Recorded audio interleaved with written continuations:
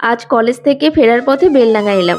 আজকে আছে বেলডাঙার কার্তিক লড়াই। এখনো প্রসেশন শুরু হয়নি, তাই প্রথমে কিছুটা ছোলা মুড়ি নিয়ে নিলাম, কারণ সকালেই খেয়ে বেরিয়েছিলাম, খিদেও পেয়ে গেছে। রোদে দাঁড়িয়ে শোভাযাত্রা দেখতে দেখতে আপনাদের সাথে এই শোভাযাত্রায় কিছু গল্প করি চলুন। মুর্শিদাবাদের বেলডাঙার অন্যতম প্রাচীন উৎসব কার্তিক পুজো।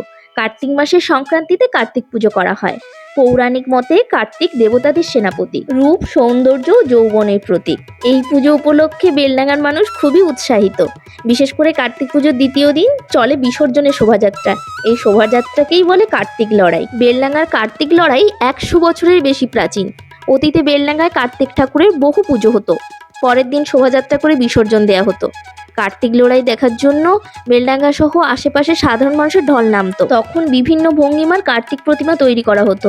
তার মধ্যে 3টি কার্তিক বিশেষ উল্লেখযোগ্য ছিল: হোড়বংশীয় জমিদারদের রাজ কার্তিক, বেনেপাড়ার বাবু কার্তিক, আর ছিল ছুতরপাড়ার হাতি কার্তিক।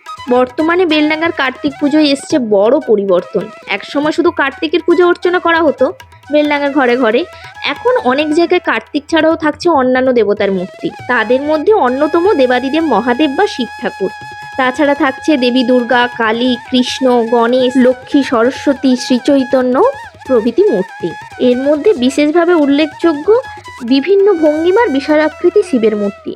বুড়ো শিব এখানকার খুবই জনপ্রিয়। এই শোভাযাত্রায় বিশালাকৃতি বিভিন্ন দেবদেবীর মূর্তি সমেত কাঠামো কাঁধে নিয়ে পথ পরিক্রমা করা হয়। মূর্তি বাঁশের তৈরি মাচার উপর রেখে ছুটতে থাকার দৃশ্য খুবই আকর্ষণীয়। অসংখ্য ধন্যবাদ ভিডিওটি দেখার জন্য।